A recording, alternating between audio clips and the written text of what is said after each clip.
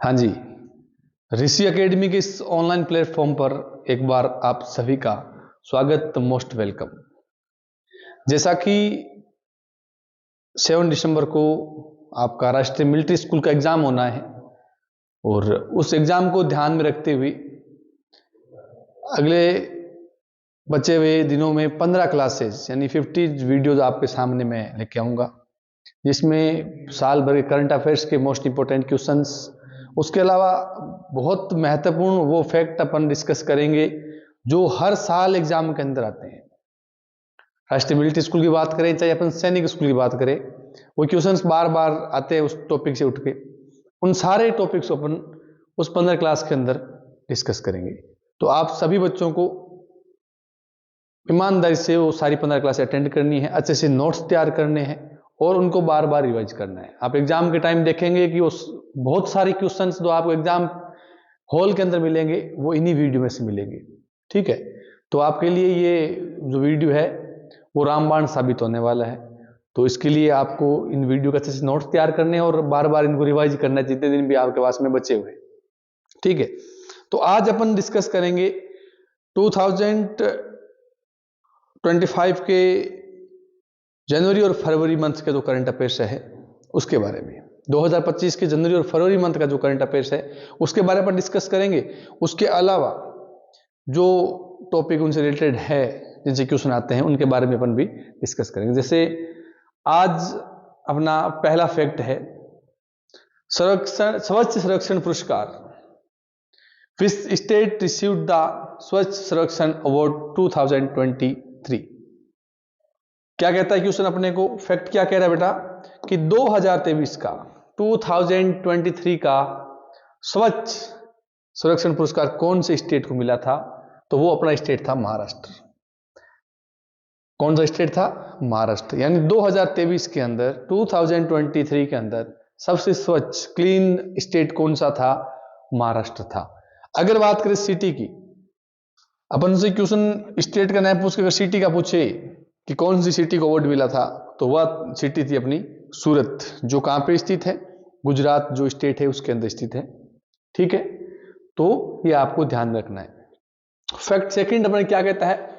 Joy award winner किसको मिला था? जॉय अवार्ड ये मिला था आलिया भट्ट को, पहली भारतीय महिला। इसलिए आपको याद रखना है, स्टार डाल के नोट करना बेटा। फिल्म एक्टर्स से या फिल्म से रिलेटेड अवार्ड से संबंधित एक क्वेश्चन आपके एग्जाम के अंदर हर बार पूछा जाता है। पिछली बार पूछा गया था कि फिल्म इंडस्ट्री का हाईएस्ट अवार्ड कौन सा है। ठीक है, तो इस बार हो सकता है वो क्वेश्चन सेम ना पूछ करके उससे रिलेटेड कोई और क्वेश्चन पूछ ले। ठीक है, तो आपका सेकंड फैक्ट क्या कहता है? जॉय अवार्ड विनर कौन है? आलिया भट्ट है, पहली भारतीय महिला, first Indian women. Joy Awards मध्य पूर्व के संगीत किसके अंदर मिलता है? किसके अंदर? संगीत के अंदर। म्यूजिक में, टेलीविजन और फिल्म के क्षेत्र में, जो फिल्म इंडस्ट्री है उसके अंदर बेटर परफॉर्मेंस करने वाले पर्संस को अवार्ड दिया जाता है। ठीक है, तो 2025 का किसको मिला है? आलिया भट्ट को मिला है। उत्कृष्टता का जश्न मनाने वाला एक वार्षिक पुरस्कार समारोह है जिसे मैग्री, एमी और ऑस्कर के मध्य पूर्व संस्करण के रूप में जाना जाता है। यह समारोह सऊदी अरब की राजधानी रियाद। एक आपको फैक्ट ये रखना ध्यान में कि सऊदी अरब की कैपिटल क्या है? सऊदी अरब की कैपिटल है रियाद। ठीक है, ये फैक्ट भी आपको ध्यान में रखना है। एक फैक्ट ये ध्यान रखना है कि जो अवार्ड है वो कहां पे दिया जाता है या कौन देता है? वो देता है सऊदी अरब। कौन देता है? सऊदी अरब देता है। सऊदी अरब की राजधानी रियाद में रियाद सीजन के तहत आयोजित किया जाता है, जहां अरब और अंतरराष्ट्रीय हस्तियां भाग लेती है। बहुत सारे जो वर्ल्ड की जो पर्सनैलिटीज है वो वहां पे पार्टिसिपेट करते हैं। इसमें कला, नाटक, सिनेमा, खेल और सोशल मीडिया के क्षेत्र में उत्कृष्ट योगदान देने वाले पर्सन को सम्मानित किया जाता है। ठीक है, तो आपको ध्यान में रखना है कि इस साल का जो अवार्ड है वो किसको मिला है? वो मिला है आलिया भट्ट को। ये फर्स्ट इंडियन वुमेन है। कौन है बेटा? फर्स्ट इंडियन वुमेन है, पहली भारतीय महिला है जिसको ये अवार्ड मिला है। इसलिए क्वेश्चन अपने लिए इंपॉर्टेंट है। ठीक है, दूसरा एक ध्यान रखना, सऊदी अरब की कैपिटल क्या है? रियाद है ना। ये दो इंपॉर्टेंट फैक्ट इस एक ही क्वेश्चन से आपको ध्यान रखना है। पहला क्वेश्चन अपना था कि स्वच्छ स्टेट, सबसे क्लीन स्टेट कौन सा था? वो था महाराष्ट्र। सिटी कौन सी थी? वो थी सूरत। ये आपको अपने दो क्वेश्चन के अंदर 5 फैक्ट हो गए, ये 5 फैक्ट आपको नोट करके रखने नोटबुक में। आगे चलते हैं अपन।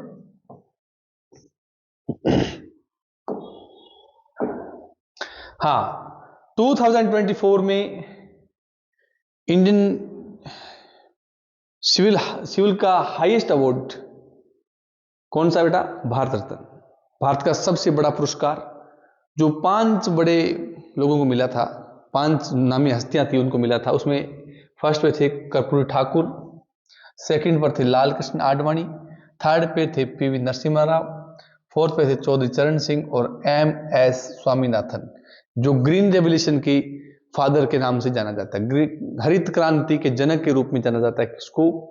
MS स्वामीनाथन को। एक क्वेश्चन तो आपको ये ध्यान रखना है, ठीक है, कि MS स्वामीनाथन का संबंध किससे है? हरित क्रांति कह सकते हो आप, ग्रीन रेवोल्यूशन के नाम से भी आप उसको कह सकते हो ना, उन्हें इसका फादर कहा जाता है। आपसे यह भी पूछा जा सकता है कि 2024 के अंदर कितने लोगों को भारत रत्न अवार्ड मिला था? ठीक है, सिविलियन का हाईएस्ट अवार्ड है ये इंडिया के अंदर, ठीक है, सबसे बड़ा अवार्ड है जो 5 लोगों को मिला था, ठीक है। फैक्ट नंबर 4 है, भारत में हर साल कई अलग अलग क्षेत्रों में असाधारण योगदान को सम्मानित करने के लिए नागरिक पुरस्कार दिए जाते हैं। 5 सबसे बड़े नागरिक पुरस्कार है इंडिया के अंदर, 5 हाईएस्ट अवार्ड है, 5 सबसे बड़े अवार्ड है इंडिया के अंदर। उसमें फर्स्ट पे कौन सा है? भारत रत्न है। फर्स्ट पे कौन सा है? भारत रत्न है ना, ध्यान में ये रखना है। सेकंड पे है पद्म विभूषण, थर्ड पे है पद्म भूषण, फोर्थ पे है पद्मश्री और लास्ट में 5th नंबर पे गांधी शांति पुरस्कार, जो 1995 से स्टार्ट हुआ था। यह प्रतिष्ठित पुरस्कार राष्ट्रीय गौरव का प्रतीक है और नागरिकों को सेवा के लिए प्रोत्साहित करते हैं, अच्छे काम के लिए आगे बढ़ाते हैं, ये प्रोत्साहित करते हैं उनको, ठीक है। अगर आपको इंग्लिश में नोट करना है तो इंग्लिश का नीचे आपको पूरा देखा, the highest military award in the Paramvir Chakra. एक क्वेश्चन बेटा आपको ये ध्यान में रखना है, इनमें से एक क्वेश्चन आपको पक्का देखने को मिलेगा, चाहे इंडियन सिविल का हाईएस्ट अवार्ड पूछ ले, चाहे आपसे पूछ ले कि मिलिट्री का हाईएस्ट अवार्ड कौन सा है, तो वो है परमवीर चक्र, ठीक है। क्या लिखा हुआ है? The highest military award in the Paramvir Chakra. Bharat का मिलिट्री का सबसे बड़ा अवार्ड कौन सा है? वो है परमवीर चक्र। कौन सा है? परमवीर चक्र है। और सिविलियन का सबसे बड़ा अवार्ड कौन सा है? वो है भारत रत्न। ये आपको ध्यान में रखना दोनों अवार्ड का ना। उसके अलावा अगर अपन बात करें तो मिस वर्ल्ड 2024 का खिताब चेक गणराज्य की क्रिस्टिना पिजुस्कोवा ने जीता है। यह 72वां मिस वर्ल्ड पेजेंट था जिसका आयोजन हैदराबाद भारत में हुआ था, इसलिए इंपॉर्टेंट है। किस लिए इंपॉर्टेंट है? कि इसका जो आयोजन हुआ था वो कहां पे हुआ था? इंडिया के अंदर हुआ था। और इंडिया के अंदर कहां पे हुआ था? हैदराबाद के अंदर हुआ था। कहां पे हुआ था? हैदराबाद के अंदर हुआ था। आपको कमेंट में बताना है, कमेंट बॉक्स में, कि हैदराबाद कौन से स्टेट के अंदर लोकेटेड है ना। फैक्ट नंबर 6, सर्वश्रेष्ठ कृषि राज्य पुरस्कार एग्रीकल्चर में किसने सबसे बेटर परफॉर्मेंस किया था? कौन से स्टेट ने? वो भी था अपना महाराष्ट्र। कौन सा था? महाराष्ट्र था, ठीक है। बागवानी के अंदर, बागवानी की बात करें अपन तो उसके अंदर कौन सा था? नागालैंड। कौन सा था? नागालैंड था जो बेटर परफॉर्मेंस किया। खेती के अंदर, ठीक है, महाराष्ट्र का था। दोनों का आपको अलग अलग ध्यान में रखना है कि खेती का, एग्रीकल्चर का हाईएस्ट अवार्ड किसको मिला? महाराष्ट्र को मिला, ठीक है। और बागवानी का, जो फसलें बाग के रूप में लगाई जाती है, गार्डन के रूप में लगाई जाती है, उन फसलों को बागवानी कहते हैं बेटा अपन। और बागवानी का हाईएस्ट अवार्ड मिला नागालैंड को। किसको मिला? नागालैंड। फैक्ट नंबर 7 की अगर बात करें, अभिनेता मिथुन चक्रवर्ती को 8 दिसंबर 2024 को 70वें राष्ट्रीय फिल्म पुरस्कार समारोह में भारतीय सिनेमा में उसके विशिष्ट योगदान के लिए प्रतिष्ठित दादा साहेब फाल्के पुरस्कार से सम्मानित किया गया। ये क्यों सुनाया था पिछली बार सैनिक स्कूल के एग्जाम के अंदर? स्टार डाल के लिख लेना, इसको बेटा नोट कर लेना। पहली बात तो ये ध्यान में रखनी है कि 2024 का 2024 का दादा साहेब फाल्के पुरस्कार किसको मिला था? 2024 का दादा साहेब फाल्के पुरस्कार है वो किसको मिला था? मिथुन चक्रवर्ती को। पहली बात तो आपको ये ध्यान रखनी है, ठीक है। दूसरा बात आपको ध्यान में रखना है कि फिल्म इंडस्ट्री का, फिल्म जगत का सबसे बड़ा अवार्ड कौन सा है? फिल्म जगत का सबसे बड़ा अवार्ड है दादा साहेब फाल्के पुरस्कार।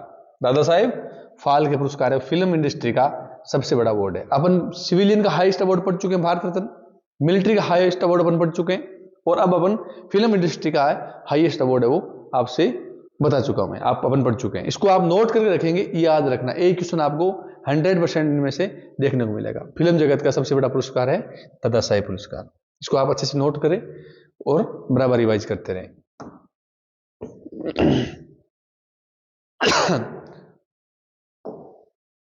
नेक्स्ट क्वेश्चन क्या है?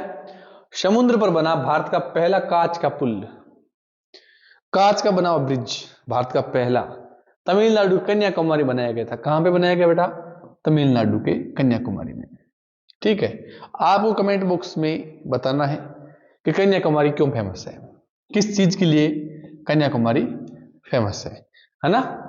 क्या कहता है? समुद्र पर बना भारत का पहला कांच का पुल तमिलनाडु के कन्याकुमारी में बनाया गया है। यह पुल 30 दिसंबर 2024 को खोला गया था और यह विवेकानंद रॉक मेमोरियल और तिरुवनंतपुरम प्रतिमा को जोड़ता है। दोनों को आपस में ये जोड़ने का काम करता है। इंडिया फर्स्ट ग्लास ब्रिज और the sea has been built in Kanyakumari Tamil Nadu.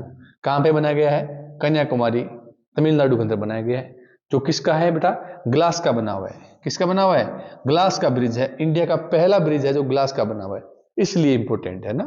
Important क्यों है? क्योंकि ये पहला ब्रिज है ना। हाँ, fact number 9, pro kabaddi league का 2024 का खिताब हरियाणा स्टीलर्स ने जीता। प्रो कबड्डी का खिताब 2024 के अंदर किसने जीता था? हरियाणा ने जीता था। ये आप अंडरलाइन करके याद रखोगे। ठीक है, उन्होंने 29 दिसंबर 2024 को पुणे में खेले गए फाइनल में पटना पायरेट्स को 32-23 से हराया था। ठीक है, किसको हराया था? पटना पायरेट्स को। किसने? हरियाणा स्टील्स ने। फाइनल किसने जीता? हरियाणा स्टील्स ने। ये कबड्डी का 2024 का जो फाइनल है उसकी विनर रही है, इसलिए आपको ध्यान में रखना है ना। यह हरियाणा स्टील्स का पहला पीकेएल खिताब था, इसलिए इंपॉर्टेंट है कि हरियाणा ने ये पहली बार जीता है, इसलिए ये चीज ज्यादा महत्वपूर्ण हो जाती है। अपने को ध्यान में अच्छे से रखना है, नोट करके रखना है। नेक्स्ट, हाँ, ख्वाजा मोइनुद्दीन चिश्ती दरगाह राजस्थान के अजमेर में तारागढ़ पहाड़ी की तलहटी में स्थित है। ये कोई फैक्ट है जो आप मैं बता रहा हूं आपको। 13वीं सेंचुरी में सूफी संत ख्वाजा मोइनुद्दीन चिश्ती का पूजनीय मकबरा रहा है। ठीक है, ये आपको ऐसे याद रखना है। कुछ इंपॉर्टेंट फैक्ट होते हैं जो अपन उसको आइडिया लगा सकते हैं, इससे रिलेटेड क्वेश्चन आपसे पूछा जा सकता है। ध्यान ये रखना है कि ख्वाजा मोइनुद्दीन चिश्ती की दरगाह कहां पे है। क्वेश्चन क्या ध्यान रखना है कि ख्वाजा मोइनुद्दीन चिश्ती की दरगाह कहां पे है? वो दरगाह है राजस्थान के अजमेर डिस्ट्रिक्ट के अंदर। कहां पे है बेटा? राजस्थान के अजमेर डिस्ट्रिक्ट के अंदर है, जो सूफी संत ख्वाजा मोइनुद्दीन चिश्ती की पूजनीय मकबरा है, जहां पे कौन रहते थे? ख्वाजा मोइनुद्दीन चिश्ती रहते थे। ठीक है, ये आपको ध्यान रखना। इंग्लिश में नोट करना तो आप इंग्लिश में भी नोट कर सकते हैं। फैक्ट नंबर 11 है बेटा अपना इंपॉर्टेंट, मोस्ट इंपॉर्टेंट, अजंता और एलोरा गुफाएं महाराष्ट्र राज्य में स्थित है। Ajanta and Ellora caves. ठीक है, कहां पे लोकेटेड है? महाराष्ट्र के अंदर। क्या लिखा हुआ है? The Ajanta and Ellora caves are located in state of Maharashtra. कहां पे स्टेट लोकेटेड है बेटा? अजंता एंड एलोरा महाराष्ट्र के अंदर। पहली बात तो आपको ध्यान में रखना ये कि अजंता और एलोरा की गुफाएं कौन से स्टेट के अंदर है? महाराष्ट्र के अंदर है। ठीक है, जो प्राचीन भारत की कला और वास्तुकला की अद्भुत उदाहरण है। ठीक है, जो एंशिएंट इंडिया का, ठीक है, एक बहुत अच्छा एग्जाम्पल है कि पुराने भारत, जब हम पहले की बातें करते हैं, जब टेक्नोलॉजी नहीं था या जैसे कोई सिस्टम नहीं हुआ करते थे, उस टाइम भी भारत के पास में कैसी कला थी, उसका एक बहुत बड़ा एग्जाम्पल है अजंता और एलोरा की गुफाएं। ठीक है, आपको ये चीज ध्यान में रखनी है कि अजंता और एलोरा की गुफाएं कहां पे है। क्वेश्चन आपसे ये पूछा जा सकता है। महाराष्ट्र के अंदर है ना। नेक्स्ट,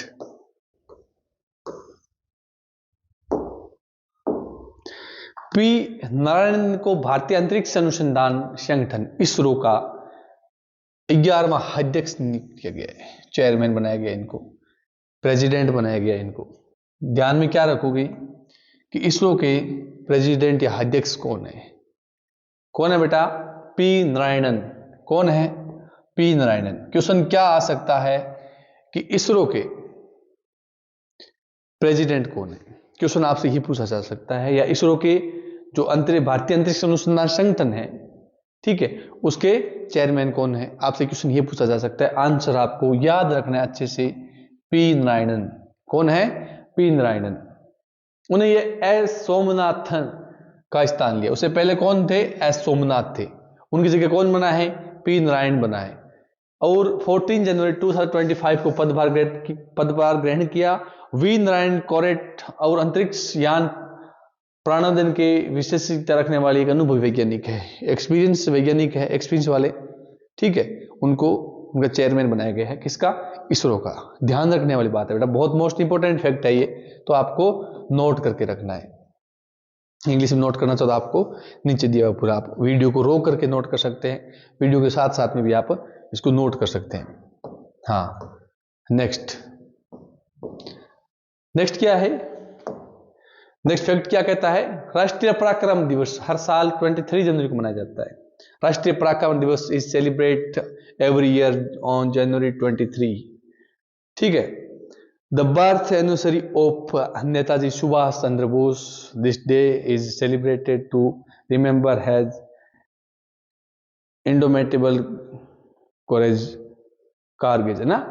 राष्ट्रीय पराक्रम दिवस हर साल 23 जनवरी को मनाया जाता है। मोस्ट इंपोर्टेंट बात बस इतनी ध्यान रखनी है, राष्ट्रीय पराक्रम दिवस। इसको इंग्लिश में भी राष्ट्रीय पराक्रम दिवस के नाम से जानते हैं। और किस दिन मनाया जाता है? 23 जनवरी को। क्यों इंपोर्टेंट है? कि नेताजी सुभाष चंद्र बोस की जयंती है। बस ये दो फैक्ट आपको इसे क्वेश्चन से ध्यान रखने हैं कि नेताजी सुभाष चंद्र बोस की जयंती है। कब है? 23 जनवरी को। उस दिन क्या सेलिब्रेट किया जाता है? उस दिन राष्ट्रीय पराक्रम दिवस सेलिब्रेट किया जाता है, ठीक है। उन्होंने एक बहुत बड़ा योगदान दिया था, ठीक है। भारतीय स्वतंत्रता संग्राम के अंदर एक बड़ा योगदान था उनका।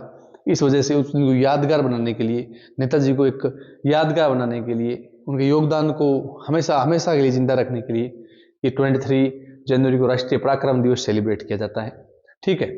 नेक्स्ट अपना फैक्ट क्या कहता है? हाँ, नेक्स्ट फैक्ट है 26 जनवरी 2025 को भारत का 70वां गणतंत्र 76 नंबर्स का जो गणतंत्र दिवस मनाया गया है। इस वर्ष की थीम थी स्वर्णिम भारत विरासत और विकास। क्या थीम थी बेटा? स्वर्णिम भारत विरासत और विकास थी। और इंडोनेशिया के राष्ट्रपति प्रेबो सुबियाटो मुख्य अतिथि थे। गेस्ट कौन था अपना? प्रेबो सुबियाटो।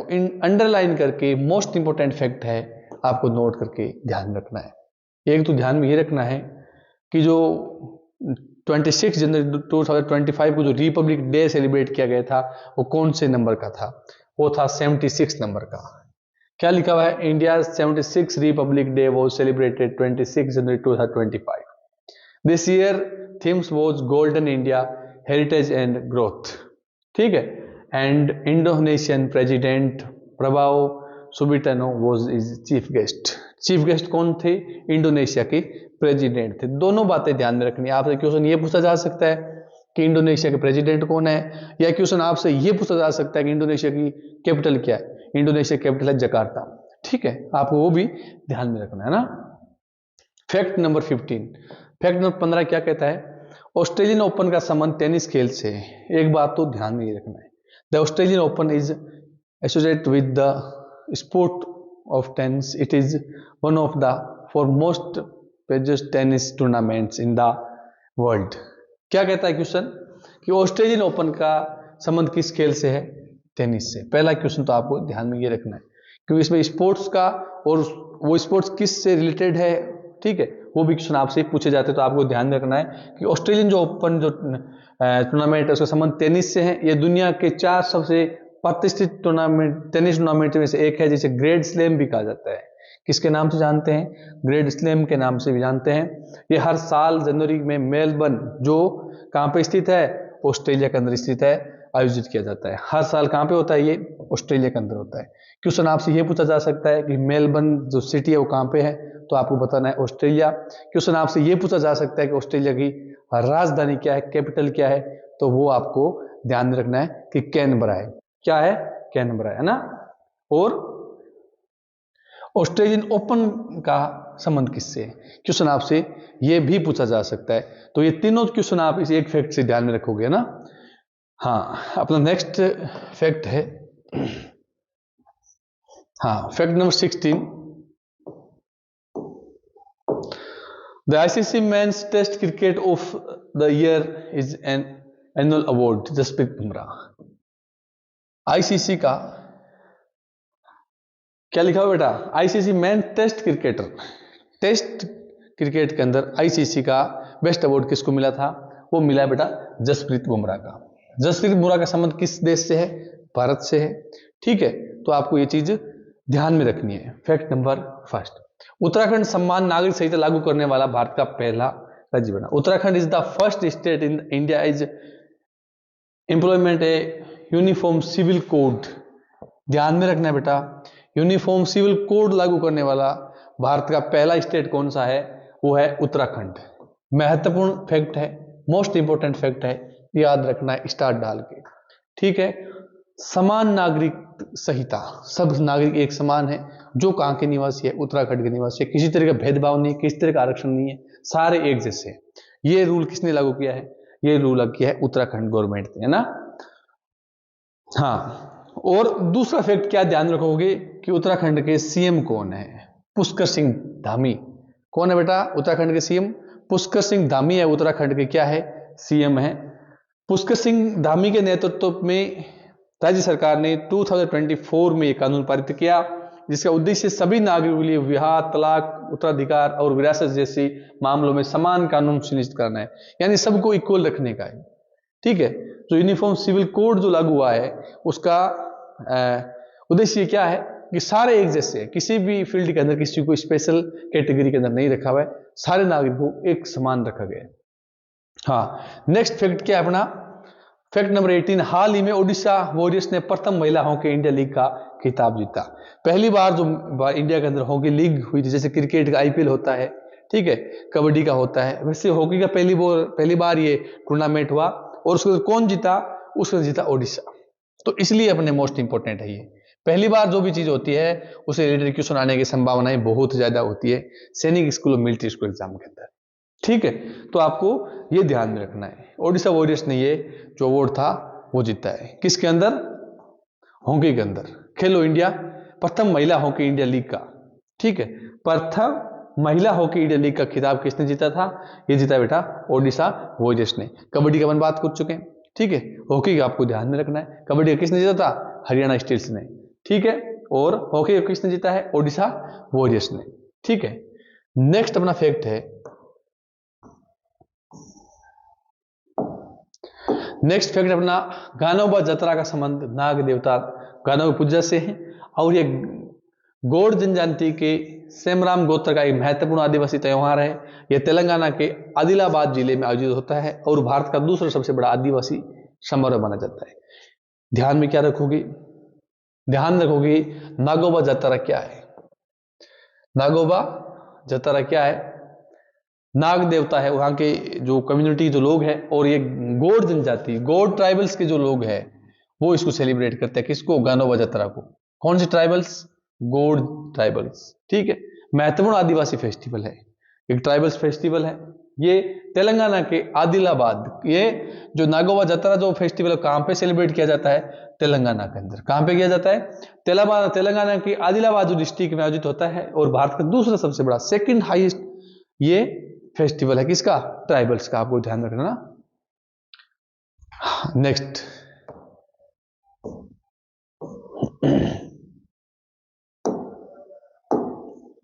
भारत का सबसे बड़ा आदिवासी त्योहार मेदाराम जतरा है, जिससे मक्का सलम जतरा के नाम से भी जाना जाता है। यह तेलंगाना की मुलुगु जिले के मेदराव गांव में हर 2 साल मनाया जाता है, उसे लाखों श्रद्धालु भाग लेते हैं। यह उत्सव कुंभ मेले के बाद भारत का दूसरा सबसे बड़ा मेला है। ध्यान में ये रखना है, क्वेश्चन ध्यान में ये रखना है। इस फैक्ट को डालने का रीजन ये था कि पहला आपको ध्यान में रखना है कि भारत का सबसे बड़ा मेला कौन सा है? कुंभ का मेला है। कौन सा है? कुंभ का जो मेला है वो भारत का सबसे बड़ा फेस्टिवल है। ठीक है, उसके अलावा आप कमेंट बॉक्स में मुझे कमेंट करके बताएंगे कि कुंभ का मेला कितने साल बाद भरता है। जो कुंभ फेस्टिवल है वो कितने टाइम पीरियड के बाद वापस सेलिब्रेट होता है, यह आप मुझे कमेंट बॉक्स में करके दिखाएंगे। उसके बाद में एक इस फैक्ट रिलेटेड चीज आपको और ध्यान में रखनी है, और वो चीज है कि ट्राइबल्स का सबसे बड़ा फेस्टिवल कौन सा है? वो है मेदाराम जतरा फेस्टिवल। कौन सा बेटा? मेदाराम जतारा फेस्टिवल। कौन सा है? मेदाराम जतारा फेस्टिवल है। ये भारत का फर्स्ट हाईएस्ट ट्राइबल्स फेस्टिवल है, इसलिए आपको ध्यान रखना है। और इंडिया की बात करें तो सेकंड, फर्स्ट पे है कुंभ, सेकंड पे है ये, आपको ध्यान रखना है और इस दो फैक्ट को आपको नोट करके रखना है। नेक्स्ट,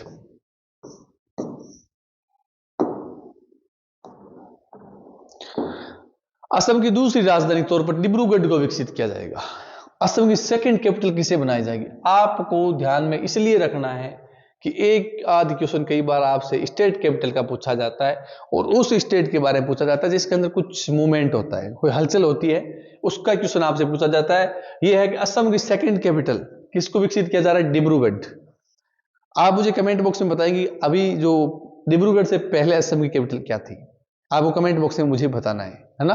इससे क्या होगा कि आप है वो अच्छे से हमारे साथ में कांटेक्ट बना पाएंगे, अच्छे से जुड़ पाएंगे। जब आप आंसर देंगे तो मैं अगली बार और क्वेश्चन लेकर आऊंगा आपके लिए, फिर आप फिर आंसर देंगे, फिर मैं और क्वेश्चन लेकर आऊंगा, जिससे आपकी प्रैक्टिस भी होगी और आप अच्छे से जुड़ भी पाएंगे। क्योंकि जब मैं अगली बार आऊंगा तो इस क्वेश्चन के जो राइट आंसर दिए उनका मैं नाम बताऊंगा, किस किस ने इस क्वेश्चन के है वो राइट आंसर दिए, है ना। ये घोषणा मुख्यमंत्री हेमंत बिस्वा शर्मा ने की। एक बात यह भी ध्यान में रखनी है कि असम के सीएम कौन है? हेमंत बिस्वा। याद रख लेना, एक क्वेश्चन स्टेट कैपिटल से, एक क्वेश्चन आपका चीफ मिनिस्टर से। सीएम से रिलेटेड एक क्वेश्चन आता है, एक आता है स्टेट कैपिटल से। तो इस फैक्ट के अंदर दोनों चीजें हैं, आपको ध्यान में रखनी है कि असम की सेकंड कैपिटल के किसको डेवलप किया जा रहा है, कौन सी सिटी को? डिब्रूगढ़ को, ठीक है।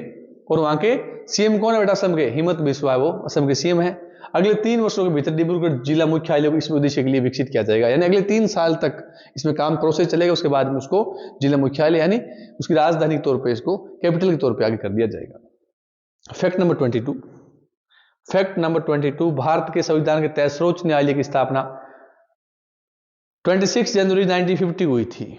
The supreme court of India was established under the constitution of India. भारतीय संविधान के हिसाब से, अंडर द इंडियन कॉन्स्टिट्यूशन के हिसाब से जो सुप्रीम कोर्ट है वो कब स्टेबल हुआ था?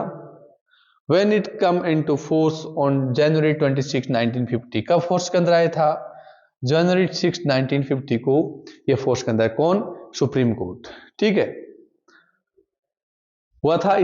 स्थापना दिवस मनाया जाता है, इसी दिन इसका स्थापना दिवस मनाया जाता है। ध्यान में रखना है, भारत का सर्वोच्च न्यायालय, सबसे बड़ा न्यायालय कौन सा है? सुप्रीम कोर्ट है। आप मुझे क्वेश्चन करके बताओगे, इस क्वेश्चन आंसर बताओगे कि सुप्रीम कोर्ट कहां पे स्थित है, भारत के कौन से शहर के अंदर, कौन से स्टेट के अंदर है वो अपना सुप्रीम कोर्ट है वो स्थित है। आप मुझे अपने नाम के साथ में क्वेश्चन का आंसर देंगे, ठीक है। नेक्स्ट फैक्ट है बेटा अपना, नेक्स्ट फैक्ट क्या है?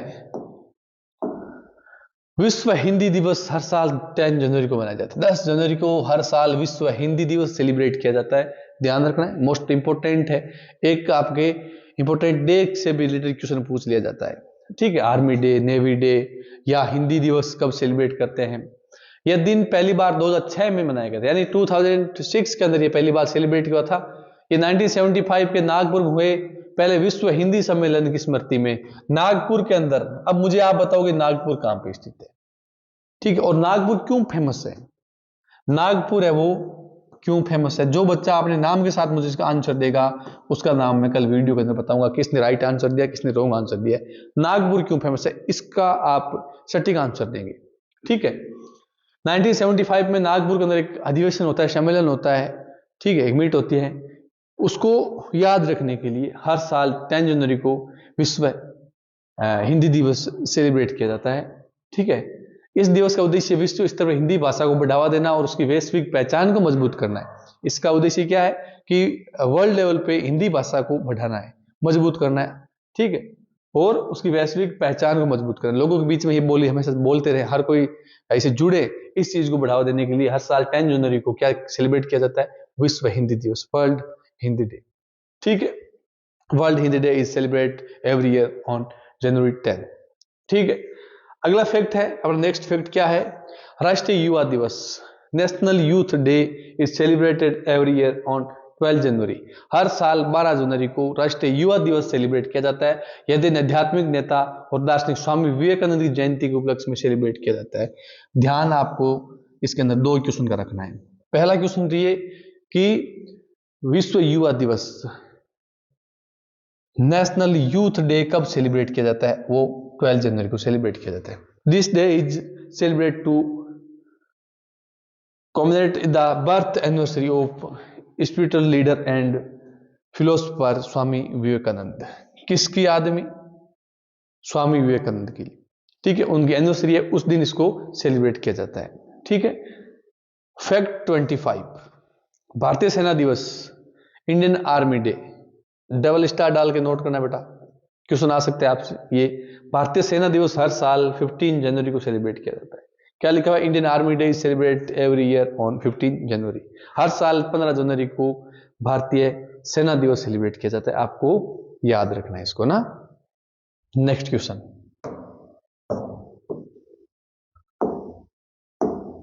अंतर्राष्ट्रीय शिक्षा दिवस हर साल 24 जनवरी को मनाया जाता है। यह विश्व शांति और विकास के लिए शिक्षा की भूमिका का जश्न मनाने के लिए मनाया जाता है। International day of education is observe every year on जनवरी 24। हर साल 24 जनवरी को क्या सेलिब्रेट किया जाता है? International day of education. ठीक है, एजुकेशन डे सेलिब्रेट किया जाता है इंटरनेशनल लेवल पे। ठीक है, कब? 24 जनवरी को। ठीक है, Indian celebrated national education day every year on 11 नवंबर। और भारत के अंदर कब सेलिब्रेट किया जाता है? इंडिया की अगर बात करें पर्टिकुलर तो 11 नवंबर को ये सेलिब्रेट किया जाता है। अगर बात करें अपन इंटरनेशनल लेवल पे बात करें तो ये कब सेलिब्रेट किया जाता है? ये 24 जनवरी को सेलिब्रेट किया जाता है। ये दोनों फैक्ट आपको नोट करके रखने हैं ना। नेक्स्ट,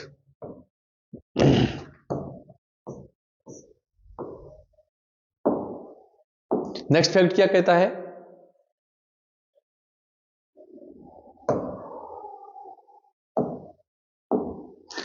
भारत में राष्ट्रीय मतदाता दिवस प्रतिवर्ष 25 जनवरी को भारतीय चुनाव आयोग के स्थापना दिवस के उपलक्ष्य में मनाया जाता है। थोड़ा टेक्निकल प्रॉब्लम आ रहा है। इसकी स्थापना भारत सरकार द्वारा अधिकाधिक युवा मतदाताओं को राजनीतिक प्रक्रिया में भाग लेने हेतु प्रोत्साहित करने के लिए की गई थी। और इसे पहली बार 25 जनवरी 2011 को मनाया गया था। क्या लिखा है बेटा? भारतीय राष्ट्रीय मतदाता दिवस कब सेलिब्रेट होता है?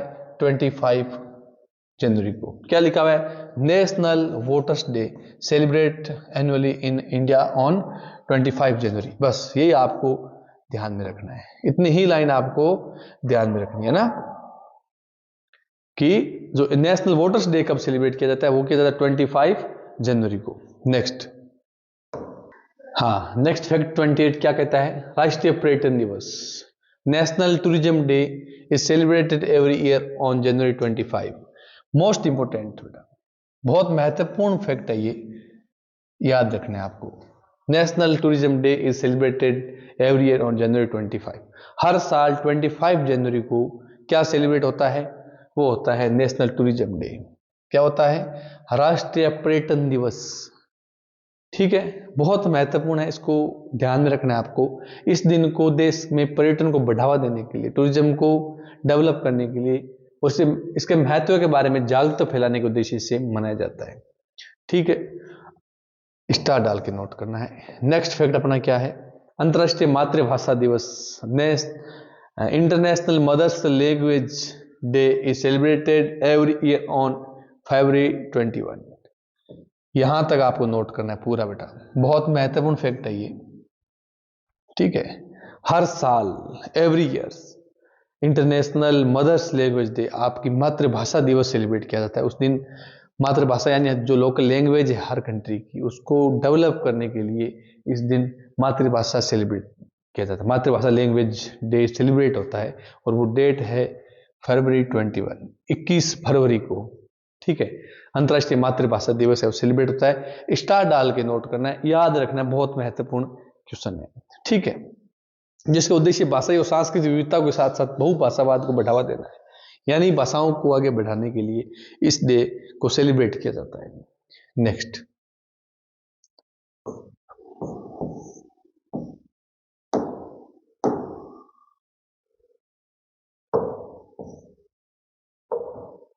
हाँ, नेशनल साइंस डे कब सेलिब्रेट होता है, याद रखना है स्टार डाल के, 28 फरवरी।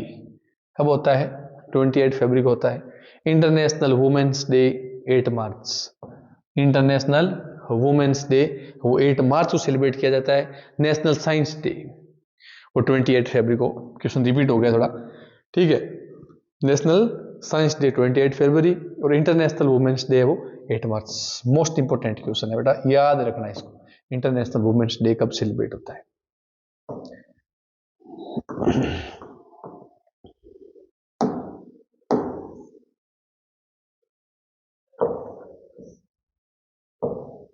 हाँ, नेक्स्ट क्या है, विश्व उपभोक्ता दिवस हर साल 15 मार्च को मनाया जाता है। इस दिन का उद्देश्य उपभोक्ताओं के अधिकारों और उसकी सुरक्षा के बारे में जागरूकता बढ़ाना है, साथ ही निष्पक्ष व्यापार प्रथाओं को बढ़ावा देना है। यह दिन उपभोक्ताओं को उनके अधिकारों के बारे में शिक्षित करने और बाजारों में व्यापक अन्याय के खिलाफ आवाज उठाने का अवसर प्रदान करता है। एक बहुत महत्वपूर्ण मोस्ट इंपोर्टेंट फैक्ट है ये, हर किसी को इसके बारे में नॉलेज होना बहुत जरूरी है, क्योंकि अपन दिन में कम से कम 2 से 3 बार जरूर किसी न किसी शॉप पे जाते हैं, किसी न किसी दुकान पे जाते हैं।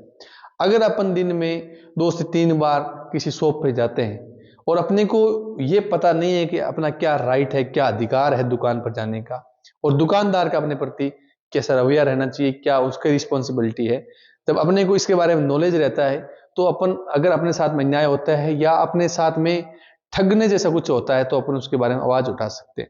लेकिन जब अपने नॉलेज ही नहीं होता तो अपन उसके बारे में कैसे बात कर सकेंगे, ठीक है। इसलिए इस फैक्ट को अपन दोबारा पढ़ेंगे। हाँ, फैक्ट 33 क्या कहता है, विश्व उपभोक्ता दिवस हर साल 15 मार्च को सेलिब्रेट किया जाता है। इस दिन का उद्देश्य उपभोक्ताओं के अधिकारों और उसकी सुरक्षा के बारे में जागरूकता बढ़ाना है, साथ ही निष्पक्ष व्यापार प्रथाओं को बढ़ावा देना है। यह दिन उपभोक्ताओं को उसके अधिकारों के बारे में शिक्षित करने और बाजारों में के व्यापक अन्याय के खिलाफ आवाज उठाने पर अवसर प्रदान करता है। World consumer day is celebrated every year on March 50।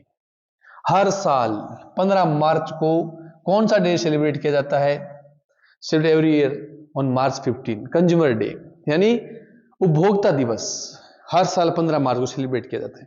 अब इसका उद्देश्य क्या है कि बाजारों के अंदर ग्राहकों के साथ में छलने जैसी, लूटपाट जैसी स्थिति बन जाती है। कई बार कोई अनपढ़ अशिक्षित आदमी जब बाजार से सामान खरीदने जाता है तो दुकानदार उसकी शक्ल से, उसकी भाषा से, उसके बॉडी लैंग्वेज से पहचान जाता है कि ये पढ़ा लिखा नहीं है। उस कंडीशन के अंदर दुकानदार उस आदमी से डबल रेट में पैसे लेता है किसी चीज की, या जो एमआरपी लिखा होता है, मैक्सिमम जो प्राइस होती है उससे भी ज्यादा पैसे लेता है, ठीक है। या कई बार ये होता है कि एमआरपी के साथ में 10% ऑफ लिखा होता है।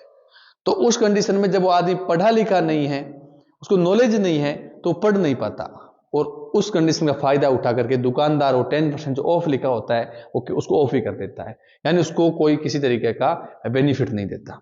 इसको जागृत करने के लिए, लोगों के अंदर बढ़ावा देने के लिए कि आप अपने राइट्स जाने, आप अपने अधिकार जाने, जब आप बाजार जाएं, इस दिन इस चीज को महत्वपूर्ण और यादगार बनाने के लिए 15 मार्च को कंज्यूमर डे सेलिब्रेट किया जाता है।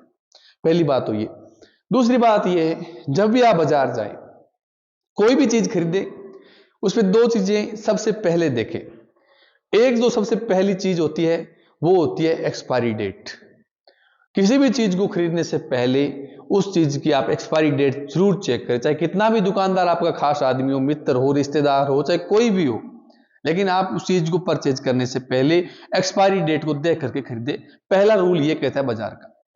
दूसरा रूल ये कहता है कि उसके ऊपर जो एमआरपी जो रेट लगी हुई है, मैक्सिमम जो प्राइस रेट लगी हुई है, ठीक है, उससे आपसे ज्यादा पैसे नहीं ले रहा दुकानदार। और अधिकांश दुकानदार अनपढ़ और जो कम पढ़े लिखे अशिक्षित जो लोग हैं, उनको फायदा उठा करके उससे ज्यादा पैसे लेते हैं, या उसके साथ में जो ऑफ का जो ऑप्शन दिया होता है कि 10%, 25% इसके साथ लेस है, या एक के साथ में एक फ्री है, ऐसी जो चीजें होती है वो नहीं देते। उस कंडीशन में आपको क्या करना है, उस कंडीशन के अंदर आपको उपभोक्ता अपनी शिकायत राष्ट्रीय उपभोक्ता हेल्पलाइन नंबर NCH के टोल फ्री नंबर 1800114000 या 1915 पर दर्ज करा सकते हैं।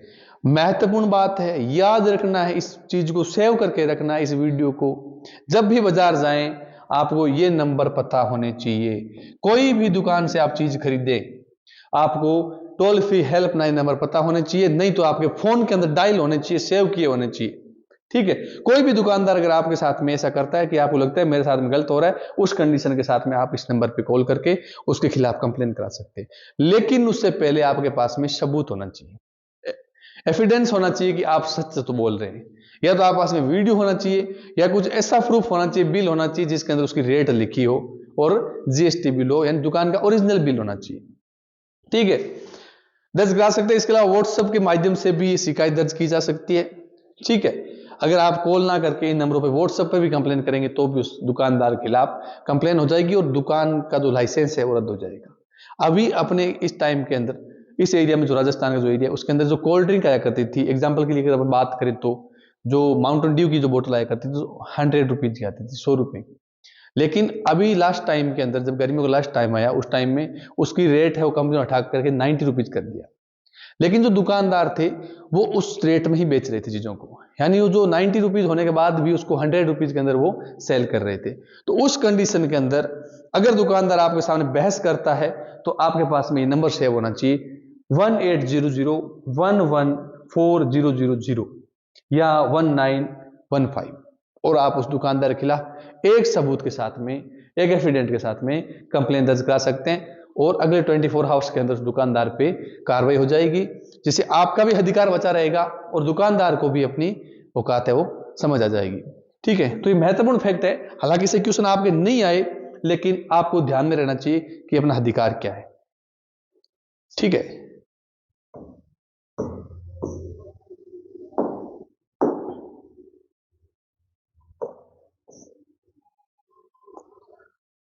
नेक्स्ट फैक्ट क्या है?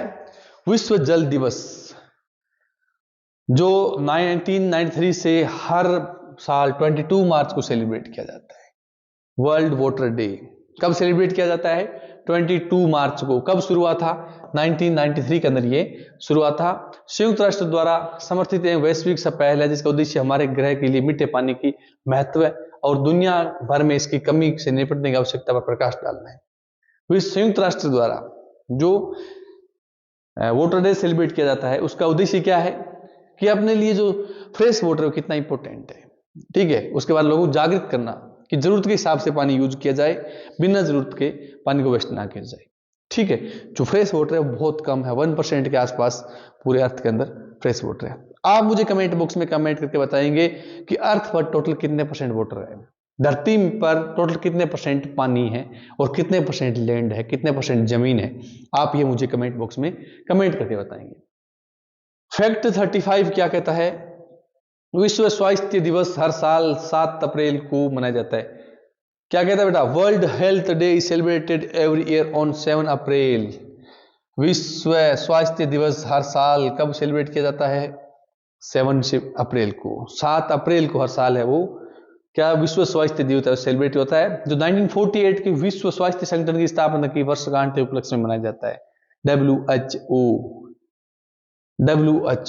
फुल फॉर्म याद रखना, वर्ल्ड हेल्थ ऑर्गेनाइजेशन।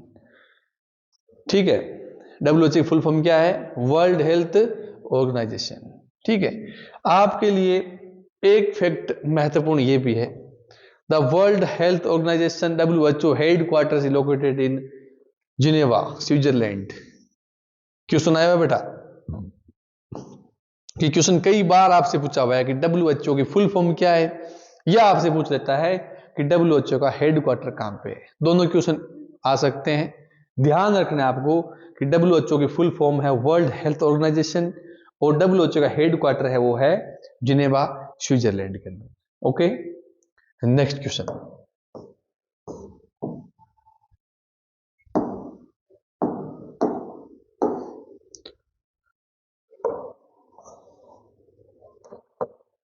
हाँ, विश्व पृथ्वी दिवस। ठीक है, विश्व पृथ्वी दिवस कब सेलिब्रेट किया जाता है? या विश्व पृथ्वी दिवस पर्यावरण संरक्षण के प्रति जागरूकता और समर्थन बढ़ाने के लिए 22 अप्रैल को मनाया जाता है। 22 अप्रैल को ये सेलिब्रेट किया जाता है। एक वार्षिक वैश्विक कार्यक्रम है। इसे पहली बार 1970 में सेलिब्रेट किया गया था। 1970 के अंदर ये पहली बार सेलिब्रेट हुआ था। विश्व पृथ्वी दिवस, वर्ल्ड अर्थ डे। याद रखना, मोस्ट इंपोर्टेंट फैक्ट है ये। थोड़ा इसमें टाइपिंग में मिस्टेक हुआ है, ठीक है, आपको ध्यान रखना है। वर्ल्ड इन्वायरमेंट डे सेलिब्रेटेड 5 जून, वर्ल्ड इन्वायरमेंट डे, ठीक है, ध्यान रखना है आपको। योग दिवस हर साल 21 जून को सेलिब्रेट होता है। कब होता है? 21 जून को सेलिब्रेट होता है। कौन सा दिवस? योग का डे। इसे अंतर्राष्ट्रीय योग दिवस के रूप में भी जाना जाता है और ये पहली बार 2015 मनाया गया था। फर्स्ट टाइम कब सेलिब्रेट हुआ था? 2015 के अंदर, 2015 के अंदर योग दिवस पहली बार मनाया गया था। और हाँ, yoga day is celebrated every year on जनवरी 21 जनवरी को योगा डे सेलिब्रेट होता है। और फर्स्ट टाइम कब सेलिब्रेट हुआ था? 2015 के अंदर। विश्व स्तर पर योगा की महत्व क्या है? योग का क्या महत्व है, अपनी जिंदगी के लिए कितना इंपॉर्टेंट है योग, इसको समझाने के लिए या उसको यादगार बनाने के लिए, लोगों के अंदर जागरूकता फैलाने के लिए हर साल एवरी ईयर 21 जून को कौन सा डे सेलिब्रेट होता है? विश्व योग दिवस सेलिब्रेट होता है। Okay, next.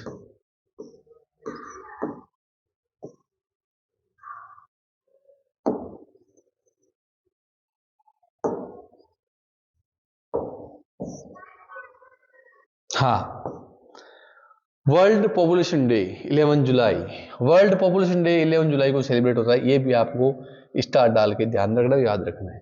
विश्व आदिवासी दिवस, वर्ल्ड इंडिगस पीपल्स डे, विश्व आदिवासी दिवस या विश्व वर्ल्ड ट्राइबल्स डे 9 अगस्त को सेलिब्रेट होता है। ये भी आपको ध्यान रखना है। इंटरनेशनल यूथ डे 12 अगस्त, इंटरनेशनल यूथ डे कब सेलिब्रेट होता है? वो होता है 12 अगस्त को सेलिब्रेट होता है। आपको ये भी ध्यान रखना है। राष्ट्रीय खेल दिवस भारत के हर साल 29 अगस्त को सेलिब्रेट होता है। राष्ट्रीय खेल दिवस कब होता है? 29 अगस्त को सेलिब्रेट होता है। यह महान हॉकी खिलाड़ी मेजर ध्यानचंद की जयंती के उपलक्ष्य में, याद रखना, हॉकी के जादूगर मेजर ध्यानचंद की जयंती के उपलक्ष्य में कौन सा डे सेलिब्रेट होता है? राष्ट्रीय खेल दिवस। नेशनल स्पोर्ट डे सेलिब्रेट होता है। कौन सा day? National sport day celebrate every year on August 29।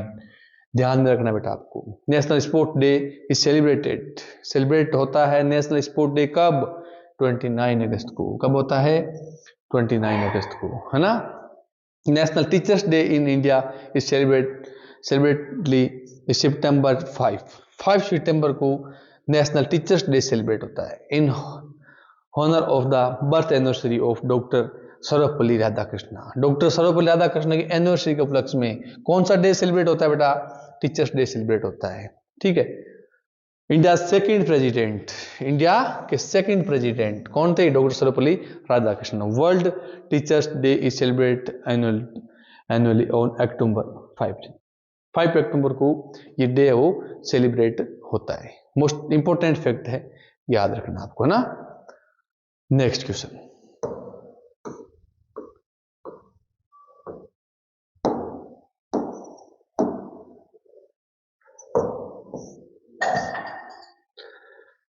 National Hindi day celebrate every year on सितंबर 14। ये क्वेश्चन हम पहले पढ़ चुके हैं। The international day of democracy which celebrate every year on September 15। Democracy, the international day of democracy, विश्व स्तर पर democracy को यादगार बनाने कितनी महत्वपूर्ण अपने लिए आज़ादी, उसके लिए जो 15 जो सितंबर है वो सेलिब्रेट किया जाता है।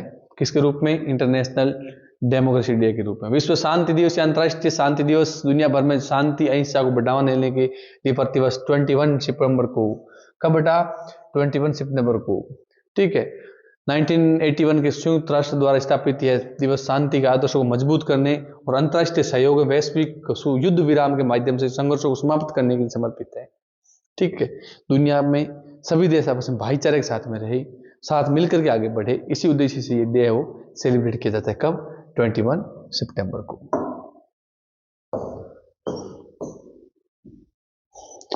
नेक्स्ट फैक्ट है,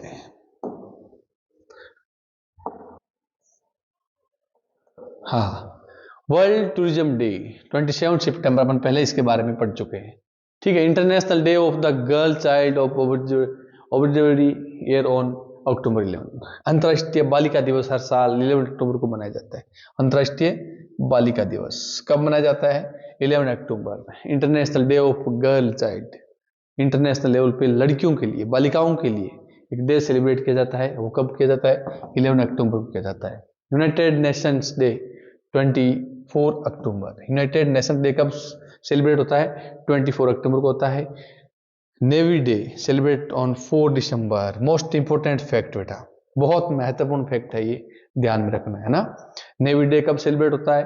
4 दिसंबर को होता है। नौसेना दिवस मनाने के पीछे का उद्देश्य जनता के बीच नौसेना के बारे में अधिक से अधिक जानकारी और जागरूकता बढ़ाना है, यानी नेवी के बारे में लोगों को बताना कि नेवी क्या चीज है, ठीक है, नेवी क्यों महत्वपूर्ण है, कैसे नेवी काम करती है, उसके बारे में लोगों को बताने के लिए ये डे सेलिब्रेट किया जाता है।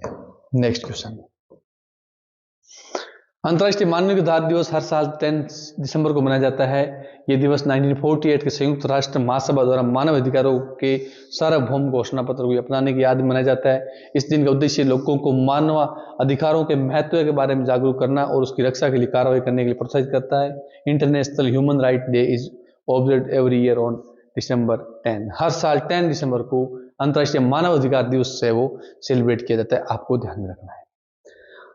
राष्ट्रीय उपभोक्ता दिवस भारत में हर साल 24 दिसंबर को मनाया जाता है।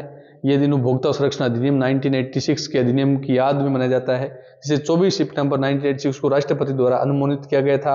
इस दिन का उद्देश्य उपभोक्ताओं को उनके अधिकारों के प्रति जागरूक करना और उसका संरक्षण सुनिश्चित करना है। जैसा अपन पीछे डिस्कस किया था, ठीक वैसा ही क्वेश्चन है, आपको केवल ध्यान में रखना है।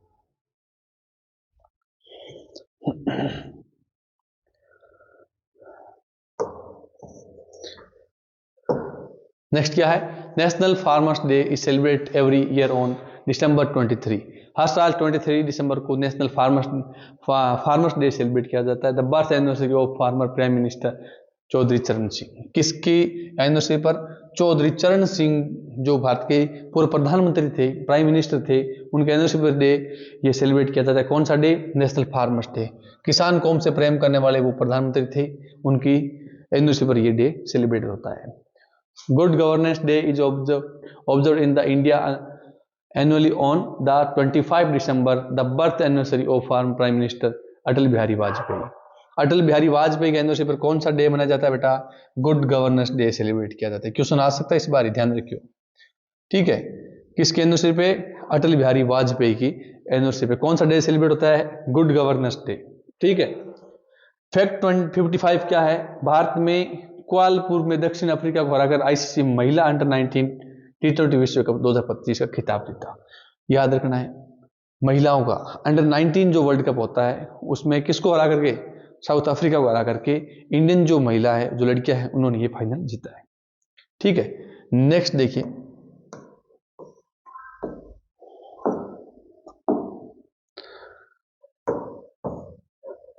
हाँ, एक्वेरियम युद्ध अभ्यास भारत और मालदीव के बीच में होता है, बस यही महत्वपूर्ण है। किस किस के बीच में होता है? इंडिया और मालदीव के। कौन सा वॉर एक्सरसाइज होता है? एक्वेरियम युद्ध अभ्यास भारत और मालदीव के बीच में होता है। एक वार्षिक संयुक्त सैन्य अभ्यास है, साल में एक बार होता है, ये वार्षिक है, जो दोनों देशों के सशस्त्र बलों के बीच में रक्षा सहयोग और अंतर संचालनता को बढ़ाने के लिए आयोजित किया जाता है। विधेयी भाषा में इसका अर्थ मित्र है, यानी दो देशों के बीच में एक्वेरियम युद्ध अभ्यास, एक्वेरियम वॉर एक्सरसाइज कौन सी दो कंट्रीज के बीच में होता है? वो भारत और मालदीव के बीच में होता है, आपको ये ध्यान में रखना है। फैक्ट 57 क्या कहता है? भारत का पहला सफेद बाघ प्रजनन केंद्र मध्य प्रदेश के रीवा जिले के गोविंदगढ़ में स्थापित किया गया। मोस्ट इंपोर्टेंट, ठीक है, क्या लिखा? India first white tiger breeding centre will be established in Govindgarh Rewa district Madhya Pradesh. कौन सी जगह पर स्टेब्लिश किया गया बेटा? गोविंदगढ़, जो कहां पे पड़ता है? रीवा डिस्ट्रिक्ट के अंदर पड़ता है। कौन से स्टेट में? मध्य प्रदेश के अंदर। कौन सा? व्हाइट टाइगर, ठीक है, ध्यान रखना, बहुत महत्वपूर्ण क्वेश्चन है, आपसे पूछा जा सकता है।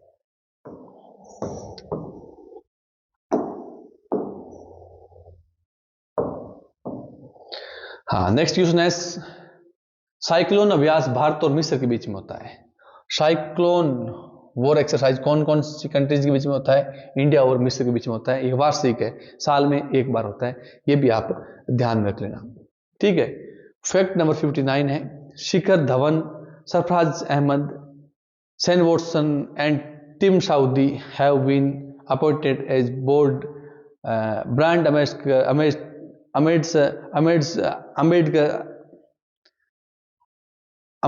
of ICC champions trophy 2025। 2025 जो आईपीएल चैंपियंस ट्रॉफी थी उसके ब्रांड एम्बेसडर कौन थे? वो थे इंडिया से शिखर धवन, सरफराज खान, शेन वॉटसन और टिम साउदी। ये आपको ध्यान में रखना है। 2025 की आईसीसी चैंपियन ट्रॉफी का 9वां संस्करण है। 2025 के अंदर कौन से नंबर का हुआ था? 9 नंबर का हुआ था। इसकी मेजबानी है वो 19 फरवरी से 9 मार्च 2025 तक पाकिस्तान और संयुक्त अरब अमीरात द्वारा की गई। भारत ने फाइनल में न्यूजीलैंड को हरा करके चैंपियन ट्रॉफी 2025 का खिताब जीता। कौन जीता था बेटा? इंडिया जीती। किसको हराया था? न्यूजीलैंड को। आपको ये चीज ध्यान में रखनी है। और कौन से टाइप का था? 9 नंबर का था ये। ठीक है, नेक्स्ट है वरुण सागर लेक। क्या है?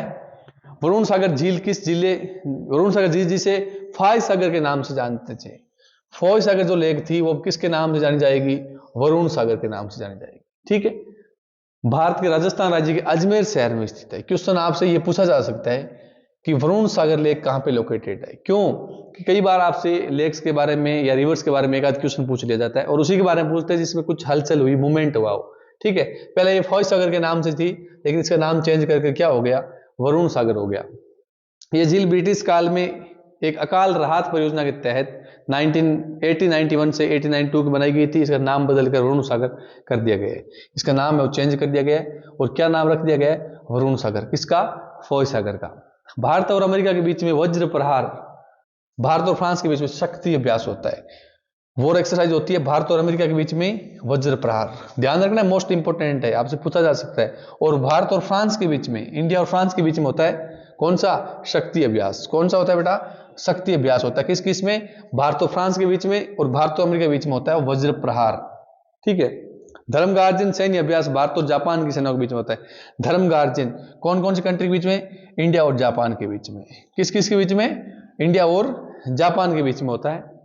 फैक्ट 62 है, श्री गणेश कुमार को भारत के 26 नंबर के मुख्य निर्वाचन आयुक्त के रूप में पदभार ग्रहण किया। Shri Ganesh Kumar announces charge as the 26 chief election commission of India. Bharat के 26 नंबर के चीफ इलेक्शन कमीशन कौन बने हैं? वो बने हैं श्री ज्ञानेश कुमार। कौन बने हैं? श्री ज्ञानेश कुमार बने हैं। ठीक है, और फैक्ट 63 है, दिल्ली की मुख्यमंत्री कौन बनी है बेटा? दिल्ली की मुख्यमंत्री बनी है रेखा गुप्ता। कौन बनी है? रेखा गुप्ता। किसको हरा करके? अरविंद केजरीवाल जो आम आदमी पार्टी के जो सीएम थे उनको चुनाव के हरा करके नई जो चीफ मिनिस्टर बनी है, जो सीएम बनी है, वो बनी है रेखा गुप्ता। कौन सी पार्टी से है? भारतीय जनता पार्टी, या आप उसको बीजेपी कह सकते हैं।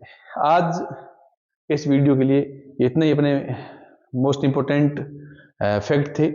कल एक और वीडियो लेके हम आपके बीच में आएंगे। आपको भी इस पूरे वीडियो को दोबारा देखना है और नोट्स बनाने हैं, रिवाइज करते रहना है। कल मिलते हैं एक नई वीडियो के साथ, तब तक के लिए धन्यवाद।